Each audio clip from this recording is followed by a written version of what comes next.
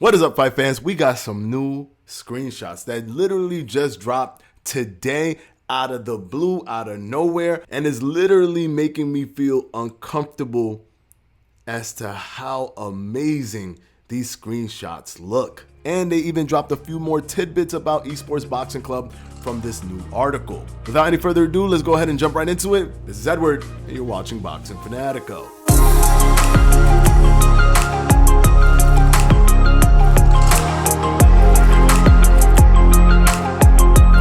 Guys, you saw the thumbnail. You saw the thumbnail. Did you not see the thumbnail? I know you saw the thumbnail. You looked at the thumbnail. That's the thumbnail from one of these screenshots. Believe it or not. Now, the article is nice. Most of what is said there, we already know. They talked about the legends. They talked about, things like that the release date for early access or the release window will be told to us in March, which is coming up, is like right around the corner. So you guys know all of that. I'm gonna let you see the images, but while you're looking at the images, I'm gonna talk about certain things in the article that we don't know about yet, or that they didn't talk about yet. First of all, my goodness, look at that. Look at that lighting, that bokeh in the back where it's blurry and you can see how the lights react to that blurriness. This is just unbelievable. Look at Joe Frazier and how the light bouncing, because the light is bouncing behind him. It's creating shadows, realistic shadows in front of him. No boxing game. This looks like, I'm even gonna go as far as to say this looks like the most graphical game I've ever seen, period. Forget boxing. Jeez, look at this, guys. I'm gonna keep replaying this. They also previewed one of the features.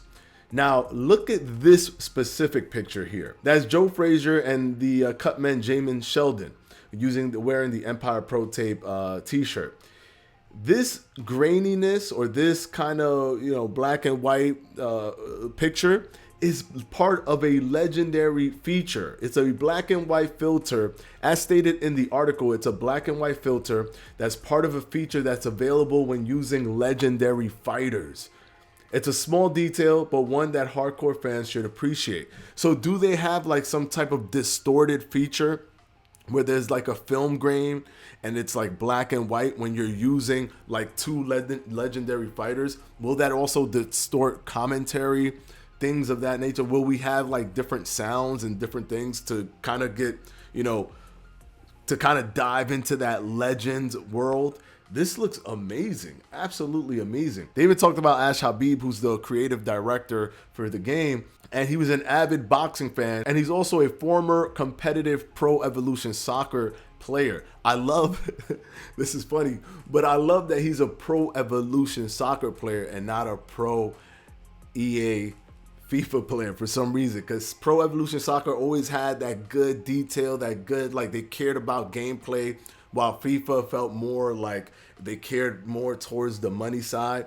So the thing that he gravitated towards was gameplay. I mean, that's just a good look for us, guys, if that's what he's gravitating towards. Plus, he was a competitive player, which means he understands that dynamic of having something that's easy to pick up but difficult to master.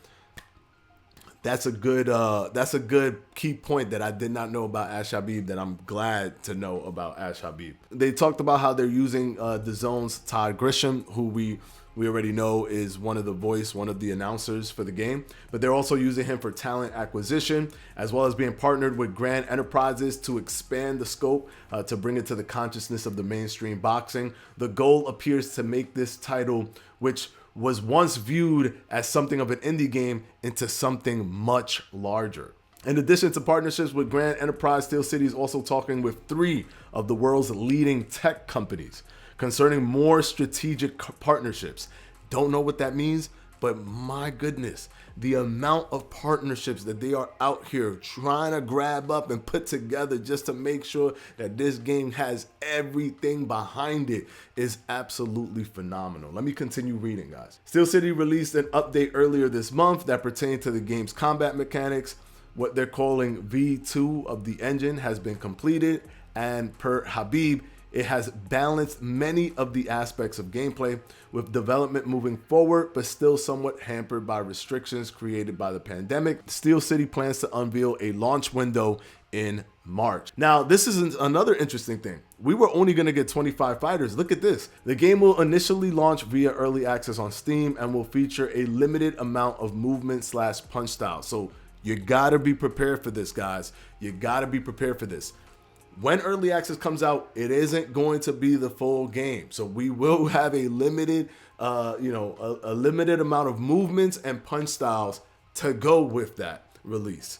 So you have to go into early access with this open mind that this is not a finished product. It is a product that they are allowing us into the development process for. And I do not mind as long as they're adding these things over time. That's fine. Steel City will add unique styles throughout the early access period. So while we're playing it, they're going to be adding more styles to match certain fighters who are licensed to the game. Initially, Steel City targeted 25 boxers for early access roster. However, Habib told me that they have already exceeded that goal and are confident that this will continue to increase as we get closer to launch and once we're in early access. So that means that they have more than 25 people already modeled in the game, already having whatever type of fighting and movement style that will be attributed to them in that game for now has been put into place, and even more than 25. So we're gonna actually end up with more than 25 fighters when the game actually releases for early access, which is a really good thing because we have more variety to choose from. Perhaps because of the increased scope of the project and the eyes on the upcoming game, Steel City Interactive has been approached by a consortium who inquired about the possibility of a takeover. You see this?